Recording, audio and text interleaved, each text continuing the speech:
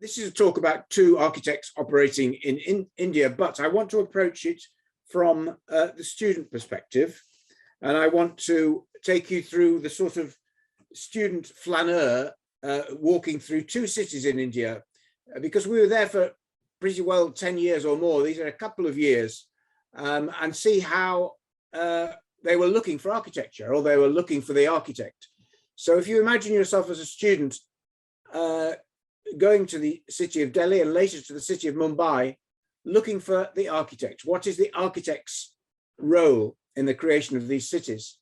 And looking back, I noticed that in both cases, we're talking about the use of brick and reinforced concrete. And we've got two particular views from the street and from the rooftops. So that's the sort of edge conditions of what I'm talking about.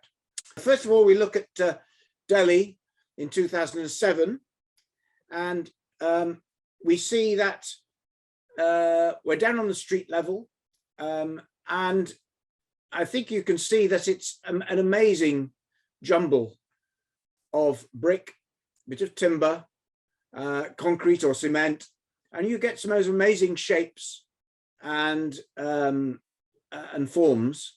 There's these rather wonderful temple facade on the left, and you can see how entrepreneurial people are in shuffling around and making their home and changing things to suit, perhaps without benefit of an architect.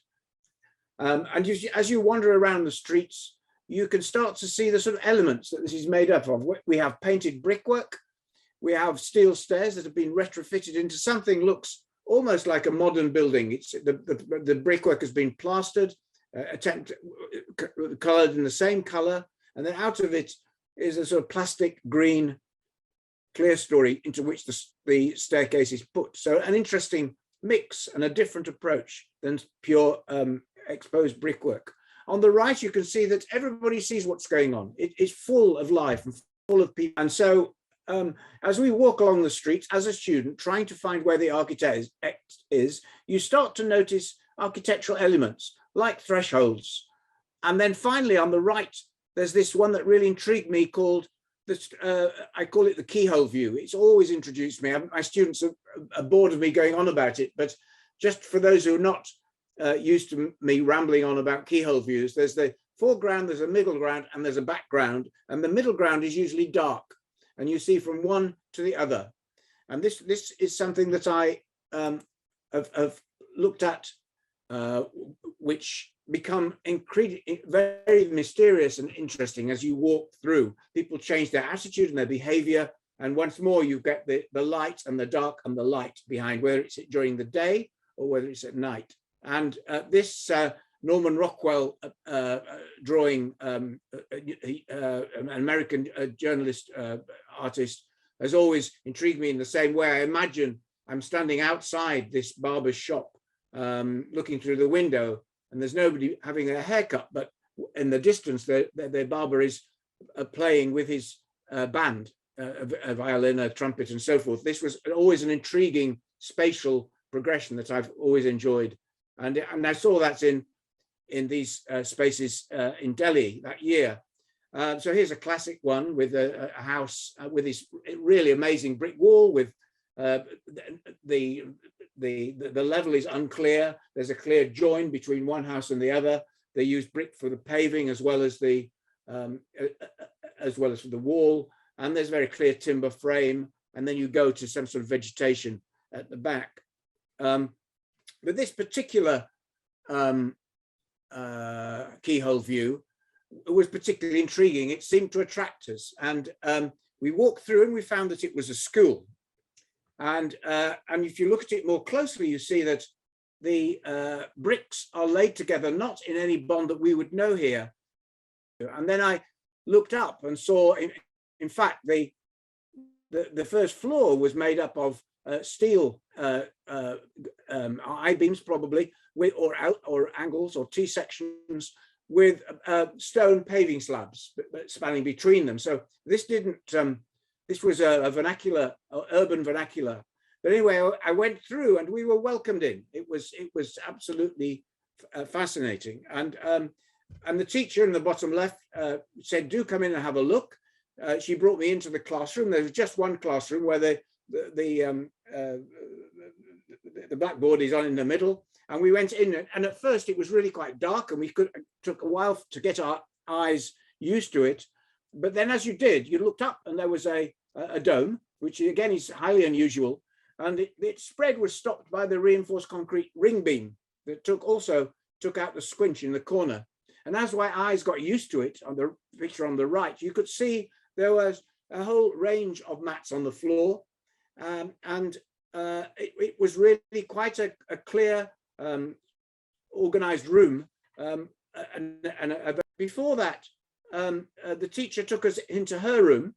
And again, you can see the rat trap bond more clearly. There's a gap guests can sit. You'll see there are these boards up, and they were, strangely enough, they were instructions of how to build, or the history of building the school. And it included many of the local people. But it was very clear to me now that this particular architect would have been involved in some way, or at least his students would have been involved, because it had very particular characteristics which pertained to him. So we've got the arches, the rat trap bond, and then the stairway up to the roof. So we now going to look at the other view, not just the street view I was talking before, but going up to where the dome is, through the steel door and out onto the roof.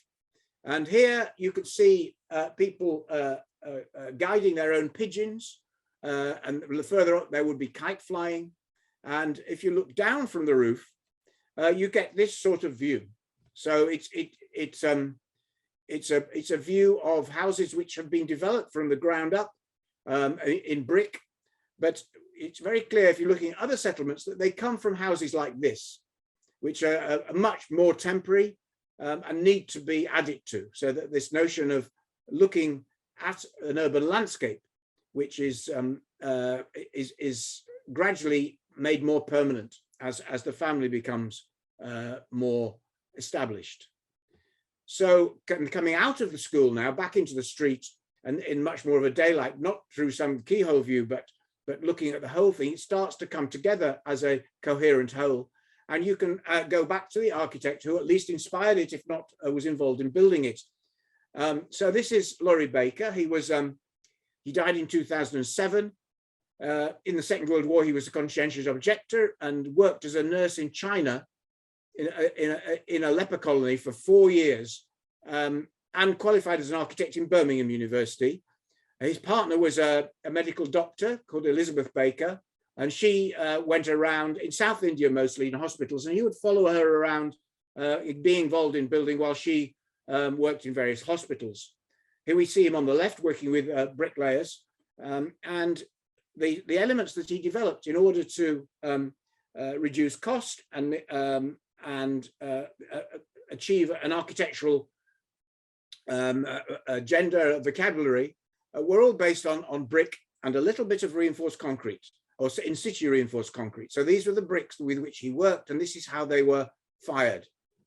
As we said before, nearly all the urban infrastructure and housing is built of brick in this way. And so you get this great topography of brick. And when you start to go higher, you get reinforced concrete, but it's not precast, and it's partially, and it's not prefabricated.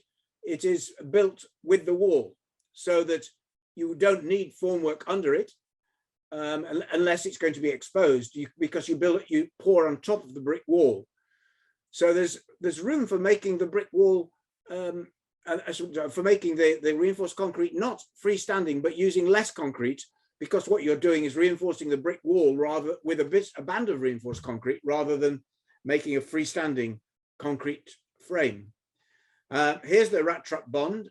You can see how it's laid on the left. Sometimes it would be filled with earth, or stabilized perhaps with either cement or lime, but often it's just stood apart like that, so that you have a thick, strong wall. It's not as thin, and perhaps you curve it to give it more strength, as is shown there. And then, in order to make a lintel over an opening, you might put reinforced concrete between bricks in that, and that is a less reinforced concrete than you would need if you cast the whole thing in reinforced concrete. Maurice, Yeah. Do you mind letting some in? Can you see where it says participants at the bottom? It's at the If you, top, I think. oh, if you click on that, do you mind letting some people in? They're in the waiting room. Sorry. Yes. Admit. Yeah. Thank you. Okay. Yeah, just stop me again if that happens. So again, we have the brick walls, and the next element that he introduced was this form of jarly wall. Well, jarly wall is a perforated wall that you find across India, but by making this a thicker wall and zigzagging it like this, he made the wall both strong and ventilatable. So it was a way of keeping the room cool. Hang on.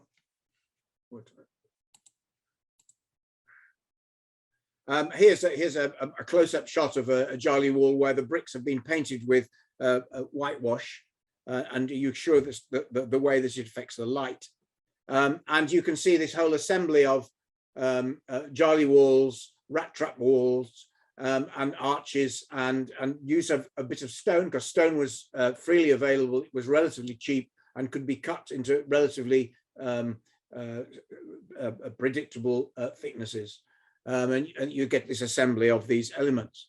And if you start then to take more care in their assembly, you start to get these wonderful thresholds where you can see very clearly that they've been thought more carefully and thought through in advance. And I think this is an early building that Laurie Baker did.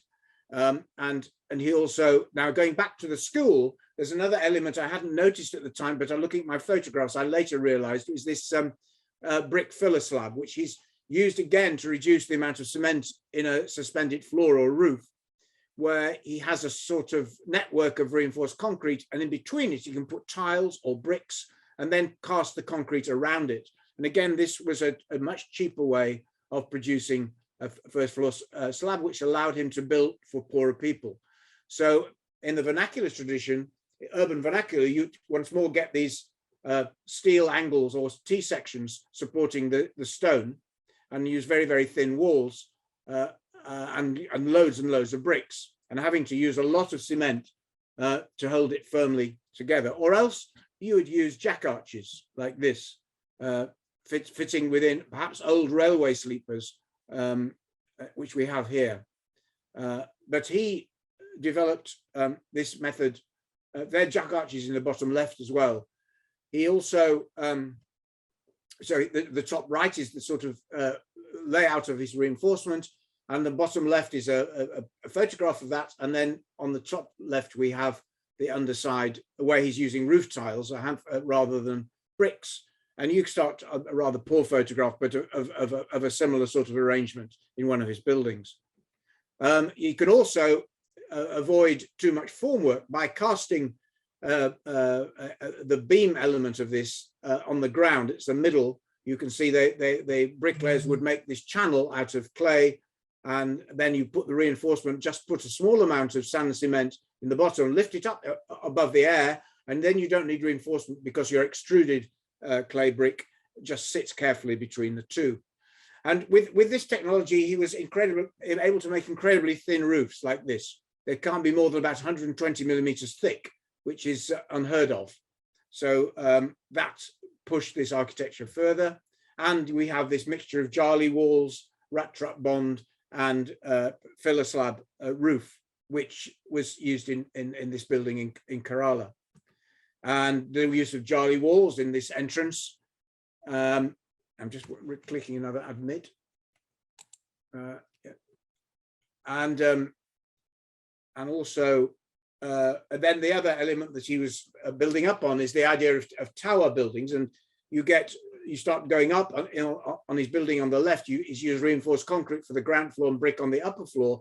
But there's a lot of precedent in the urban vernacular of tall timber houses, and where they would store their firewood on the roof. So we're starting again to look at how jarly walls and taller buildings start to emerge from his lexicon of building elements. On the left, we have a tall brick building from the urban vernacular, where it's been made strong with reinforced concrete embedded within the brickwork rather than a separate frame.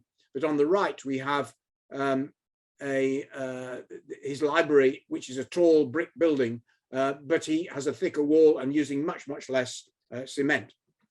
And more examples of that, how he curves the wall in that tower to make the wall stronger than thinner. And on the left, he's more cool about that and makes straightforward reinforced concrete tie beams. And on the left, this must have been influenced by Laurie Baker, but on the right, it's juxtaposed with what we see on the right. So what influence does that have on our students? So these just a couple of images from students we've had in the past where they've worked with brick in this way. You can see they've picked up on the Jolly wall and their scheme has benefited from that. This is Angela Hopcroft's scheme. And we have the idea of brick here with Powling in 2008. She picked up with this image of the light and her screen on the top is a very simple addition to an existing building, but it's very powerful way of expressing what this room is intended to do. So now we move on to Mumbai in 2015, and we go through a similar flanneurial exploration. And you can see the range of urban topography that there is. We have the informal settlements lower down, which grow in the similar way to the Delhi landscape that I showed you before. And then there are reinforced concrete medium-rise blocks and then taller blocks in the middle. And similarly, closer up, you can see that these brick buildings, in a similar way to the Delhi buildings, have grown up, and they're juxtaposed directly with the medium-rise reinforced concrete frame buildings. So but the condition here is different in the sense that we're looking at how you start from a greenfield site when it's open, that it's not an existing settlement, it's a new settlement. How does it all start? Well, this is what they call as a colony, where it's been open for resettlement.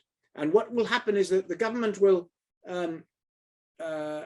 open it by demarcating plots, and not much more. They may have roads, but those may be just these bricks laid down. And you may have some electricity and some pavement. And if you're lucky, you'll have water. And then these plots develop at different rates, as you can see. And did live projects related to it, but you can see how people grow their buildings at different rates depending on how successful they are, and how big their family is and what their needs are. And so you can see on this slide, I think, how people are developing at different rates. Maybe they came a little later, or maybe they're richer, or maybe their family's larger. And this idea of progression and change is an idea. Now, the Balkrishna Doshi, who's my second architect of the evening, he was influenced by Corbusier, you can see on the left, and he's a very important architect in India. He set up the most important school of architecture in Ahmedabad called CEPT. So I'm going to read you a couple of sentences from the citation in The Guardian. Doshi's Aranya low-cost housing, built in Indore in 1989, won the Aga Khan Award for Architecture, praised for its integration of mixed income groups. It accommodates over 80,000 people in a complex of houses and courtyards woven together in a dense maze, with the homes designed with extension and adaptability in mind. Well, it's that last bit, adaptation and adaptability, extension and adaptability, which I want to say is that we found the architect, because his Aranya scheme, which is the one that I've just talked about, was a way of developing a greenfield site in phases or in stages at the speed at which people could afford to add it on. So this is a concept which an architect has run with and housing, and gradually it gets built up. And it's mixed income, so it isn't just for poor, which is a great benefit to the community. And after a number of years, it gets filled in.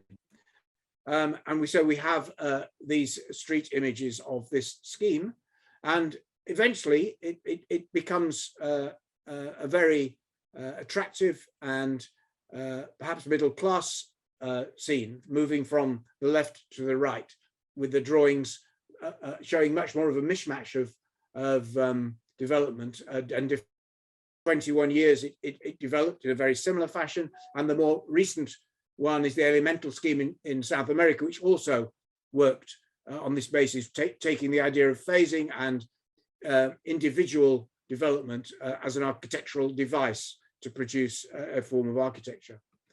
And our students all like in this sort of way, and used it to develop their urban topographical scapes for their schemes as well.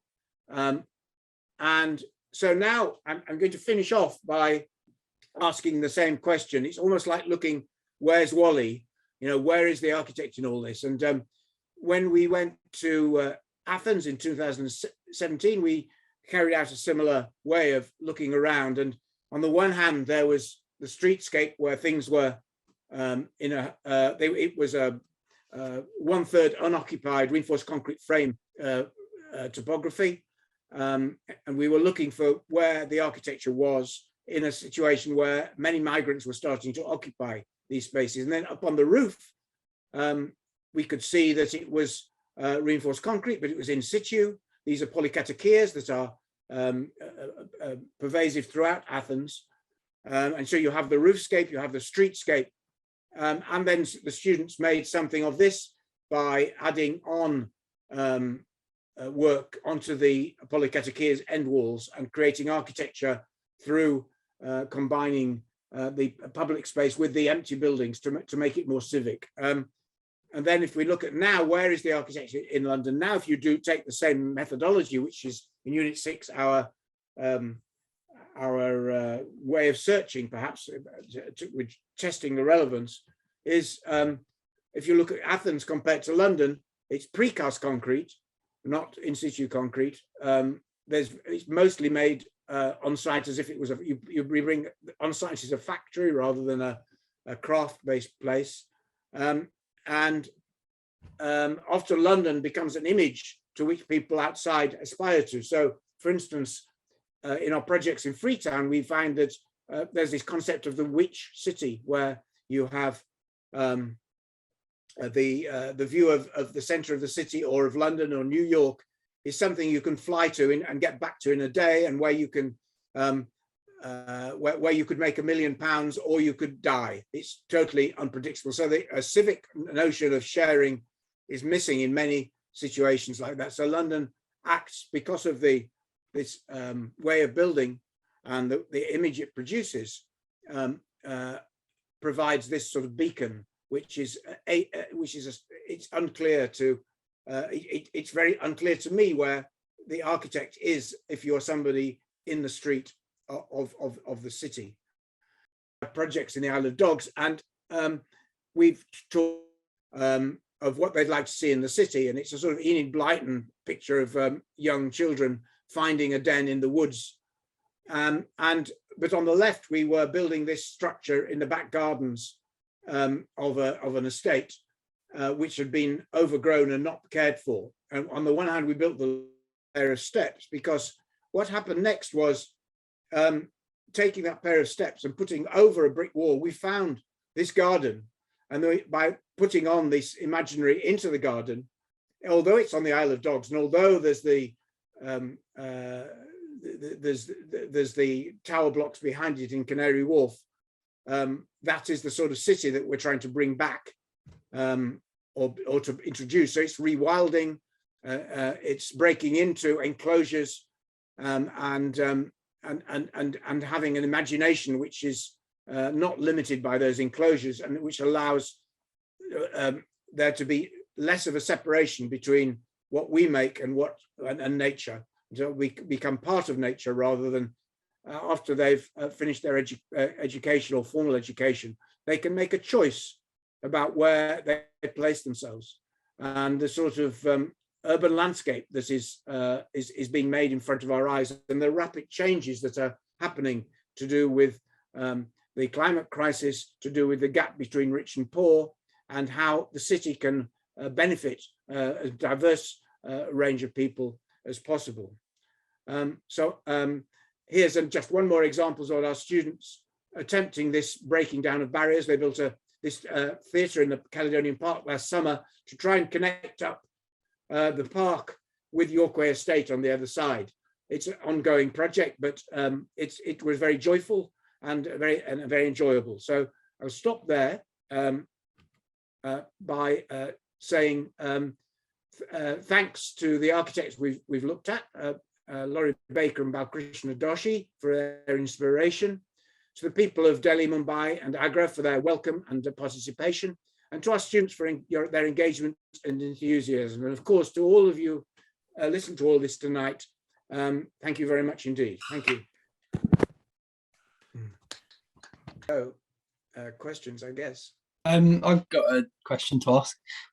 Just thinking about the ideas of progression and change in a city, and obviously that's something that the studio's kind of looked at. I'm just wondering if you know, I suppose how you think this might be possible in the kind of, Western city, especially when the kind of procurement of land is normally, to do with kind of extraction of rent and resources generally, and just about how you might be able to design something that isn't quite finished, and when you kind of have interested clients and these sorts of things. Yeah, well, thanks for the question, Jameson. I mean, you can take an optimistic or a pessimistic view, but let's take a more pragmatic view, which is that I think today is very much about the dimension of time. And I think architects need to think about time as well as the three spatial dimensions. And I think Nick Temple said yesterday that economics and practicality tend to shorten time. It's increasing the time is sort of running away with us. So, and we're starting to have buildings, words like meanwhile use, and where you can actually experiment and learn from your failures. You can't afford to fail with the large capital projects. And so this idea of crossing boundaries, of looking for places of sharing, of experimenting with making, so that everybody learns from it in a civic forum, rather than be just individual and large amounts of capital, may create more architectural insight and more architectural enjoyment than factory-made, precast concrete, highly capital-intensive space grabbing. So that's why I was suggesting at the end that we need to find ways of sharing, and that the architects perhaps would be curating the imaginary of different groups, and so that at the moment, where, as you know, we're looking not just at interpretive mapping, we're also looking at the urban imaginary and how that can be more shared. And I therefore, I mean, I don't know if that answers your question, but I think that there is mileage in that. Yeah. I mean, could you maybe expand on the resource sharing idea a little bit, and how that might work? Yes. And how maybe you've seen that work? Well, it's hard, isn't it? But I think that small amounts of money often provoke more creativity than large amounts. I've found that it concentrates minds to do the more you can with the less you've got. And then unless if you're working with a small group of people that's small enough to have a constructive debate about what they're going to do, then small amounts of money help. And it also helps. For instance, we found that children are incredibly useful in the projects we've had in India, because they're not cynical, and they will go. For instance, they will go and find scrap materials that you never thought were there. They go and find water for the site that you couldn't find it. So there are groups of people who have stuff to offer, which you wouldn't think is there. I haven't got an answer for how you build with less money beyond doing more with what you've got. And given the situation now where, we should be using virtually no cement and as little steel as possible, and it's quite a challenge, because if time is running out and you then sell an emergency, it makes it worse. So the climate emergency, described as emergency, is worse than describing it something that we have to slowly get used to and think about and talk about and get it right. The faster you go, the less time there is to talk about it, the less time it is to debate, and all those civic virtues of being able to share and debate in the civic forum, there's no time for it, and it becomes, that's the sort of roller coaster we're getting on if we're not careful when we talk about emergencies, and we've got to do things quickly. And I think perhaps we could slow down as much as possible and encourage debate, and use our skills of representation to elicit stuff from a wider range of people. Maurice, I missed the first 5 minutes of your lecture. I have to apologize. And maybe I missed a little thing more about Laurie Baker, and I was interested in Laurie Baker. Yeah. See those images, beautiful school. Yeah. Who I kind of see as a Westerner who, in quite a humble way, engaged with the issues of a developing country. You said a little bit about him, that he was a conscientious objector and he worked in the leper colony, so I can sort of guess his politics, but I'm just trying to imagine how an architect from the West makes that decision to address the whole question of the gap between rich and poor, let's say, in the way you put it. I was wondering if you could say something about yourself and your own practice. How did you, when or how did you come about making that decision? Or do you, and maybe it's too grand for me to make that parallel, but I sort of wonder if it's there. How did you come to become interested in that? I certainly don't make a parallel with Laurie Baker, but I'll give you a quick CV, I suppose. I worked in Africa for most of the 70s after during the process of final qualification, and there it was I had a real opportunity to learn from the informal settlements and very basic making of materials. In Ghana, I worked in a cooperative housing scheme that we built with very local materials. We built 21 core houses, and they were finished over the next 21 years by the cooperatives themselves. And I designed and built on site every day, and we made the changes as it went along. I learned a lot about earth. Some of it was rammed earth. Sorry, it was Simvaram, compressed earth blocks, and so I learned about materials there and all the politics of organizing people. And then in southern Sudan, for another 3 years, I was making fired bricks. So we made a brick factory that produced 500,000 bricks a year by the end. And we used those to build schools, small schools and clinics, to make more permanent schools and clinics compared to the very, very temporary ones made of brushwood that we replaced. I then came back, and I found that the idea of working in an office didn't attract me. So I went and worked for a friend who was a building contractor, and I learned to be a site carpenter, and then earned as a site carpenter about the same as I could have earned in an office. And then he asked me to design some of the things he was asked to build, and then I was asked to design more than I could build. So I went self-employed because I didn't want to be his partner, which he invited me to be. And then I had a small practice for exactly 100 VAT returns. So it's 25 years, I suppose. Mostly bread and butter was converting houses for housing associations, but with the occasional larger building. But they were very much things like enjoying making sheds and other very basic buildings and well. So for example, one of my clients was Witton Timber in Peckham, and there over 15 years, he gradually got more land from the council, and now he's just sold up to a developer who's going to build a 10-story building on his timber yard. So it's that whole process of moving sites 3 times and keeping his business going, and so from the spatial implications of that was that practice. And then I was asked in the 90s in the Bartlett to come and help teach building design for developing countries, a master's there. And then I went and did a day a week at the DPU, the Development Planning Unit. And then finally I was at Oxford Brookes to help set up their doctoral training program for a day a week. And I also got a half post at UNL, which became London Met. And the rest is history. If that answers your question, I don't know, but invited to give my life history in 5 minutes.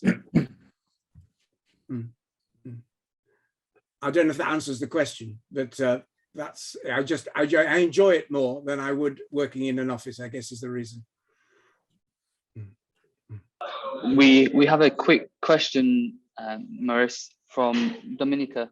I don't know if she wants to put her mic on and ask that question.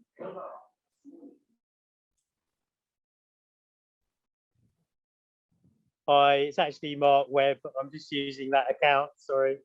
Yeah, I was just asking if you think that the Doshi buildings and the Laurie Baker building are quite a different approach in terms of the approach to the climate in North and South India, where I think it seems like very appropriate, the Laurie Baker buildings in a tropical climate, and the Doshi buildings seem to be influenced by sort of vernacular buildings that you see in somewhere like Rajasthan, you know, in northern India, where it's hotter and drier.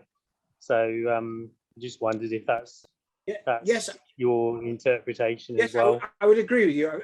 You know, South India is hot, wet, and Laurie Baker mostly worked there, and Doshi is obviously based in Ahmedabad, and that's a different climate. And of course, response to climate was one of the first justifications for you know, tropical architecture was what it used to be called. But obviously now we want to look at a lot more things than just the climate when we're seeing how architecture is influenced in the global south. But at that time, Pat Wakely at the DPU, for example, would do his circus and go around schools of architecture and sell architecture influenced by the climate. And that was it was the most scientific of the architectural disciplines. It wasn't structure directly. So it's always been the first favorite of architects trying to develop form for the tropics, as it was called. So yes, I agree with you, they are adapted to that, but I wasn't focused on that because I thought that Laurie Baker assembled his architecture out of these particular elements that he developed and then assembled them back into building, very much at the building scale. Whereas Doshi has either done larger buildings or these urban scale stuff.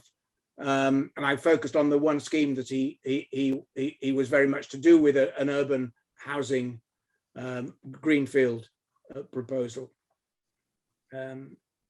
So yes, you're absolutely right. They are well adapted to the climate.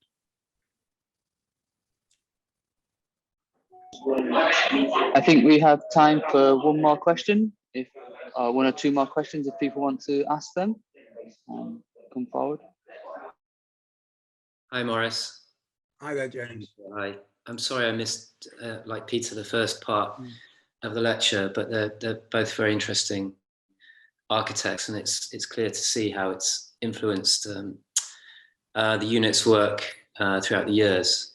So, and also, I think it's worth noting the presence of Le Corbusier in the background there and his interest in archaic building. maybe we could have had a lecture about Le Corbusier, but it's a big subject. But given it's not the kind of 1950s or indeed the 1970s anymore, I mean, how, and certainly in places like India and Kathmandu and other places that you've been studying, there's an impetus for, more density, or people having more perhaps Western lifestyles, or more consumerist lifestyles, with one could say, or pressure to go in the opposite direction, to use more resources and be more like us in the West. So how do you think you could tackle that, or kind of tackle that? It's a very large problem, and I don't think that I can tackle it. All I can do is to choose to put myself in where I can, and the energy that I have in where the agon is, where the front line of the dispute. How can architectural skills contribute to the front line between using up the world's resources, treating the world as a resource bank for everybody on the one hand, and on the other, seeing us as part of nature, not separate to nature, and having to reach an accommodation with it. So if you place yourself in that front line, finding projects where those things are what's being debated, you can then use or develop architectural skills to the benefit of that, for the benefit of that debate. And I mean debate, I don't mean fight, because I'm not a soldier. I'm trying to develop architectural skills. I'm not trying to fight a violent revolution at all. But I suppose in terms of the humanitarian side of it, and intervening in people who kind of have very, very few resources, you can clearly see the value of that. But then they see, as the witch city, they see the towers and the places like Mumbai, and there's a growing middle class. And how do you stop them going over the heads of what you want to do to the kind of the big glass towers? How do you do? I can't, and I'm not intending to do so. What I'm wanting to do is to widen the debate.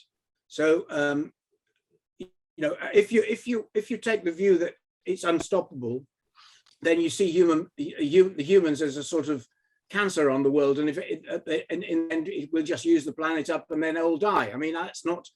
So that's the pessimistic view that Jameson was inviting me to take at one point. I think one has to be more positive than that, and it's only, if you like, by sharing and learning from each other and some sort of educative approach. I don't pretend to be a teacher. I just want things to be more open. I'm a teacher of everyone. I mean, obviously I'm teaching in this school, but what I'm wanting to do is to produce civic architecture where there are places to debate and make choices and represent things without violence, so that these issues can be talked about and hopefully resolved. I don't have a solution. I only have enjoy the sharing debate, enjoy experimenting with things where you can do it in reasonable safety.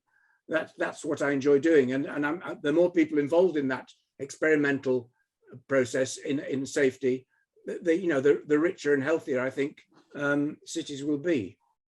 And there's different direction to the last one, but it's always nice to see genuinely considered use of real brick in exciting ways, as opposed to kind of the slips as a dressing of just concrete that we get used to in London. And I was very interested in the brick could be brought back in the UK specifically in some kind of hybridized way, possibly alongside concrete, or a more carbon aware route than just solid brick, thick solid brick walls. Yes, I mean the advantage of, I mean, you might argue that both brick and concrete both use a huge amount of energy in their production, but the big difference between, as far as I see it, is you need to make cement, you need to burn clay and limestone at 1800 degrees centigrade, where you need fossil fuels. You can't do it without fossil fuels. But for bricks, you need about 1200, 1250 degrees centigrade, which you can reach with firewood, for example, which is a renewable resource. So that's one thing. The other is that there are other forms of cement like lime, which needs 900 degrees centigrade, which you can, again, get to with firewood or sawdust or other recyclable material or carbon, better for carbon material. So if you start to set those rules and say you have to, can't use more than a certain amount of Portland cement, or then you can see, you can start to imagine and experiment with what you could do. And that's the fun. You know, you change the rules, it's a different game, and you see what would the architecture look like. And that's where I would enjoy placing myself, or I would do if I was a young architect coming out of the school, assemble into an architect. I want to just kind of, sorry for the background chatter. I just want to say a massive thank you from Maurice for going online at such short notice, and just thank him for a fantastic lecture. And as always, continuing the trend this year of opening my eyes to new architecture and new ideas. And so if we can all give him a virtual round of applause, that'd be much appreciated. Yeah, great, everyone. Thank you. Sorry. Bye. Thank you. Thanks, Maurice. Thank you. Thank you, Bye. Maurice. Thank you, Maurice. Maurice. Thank you, Maurice. We miss you.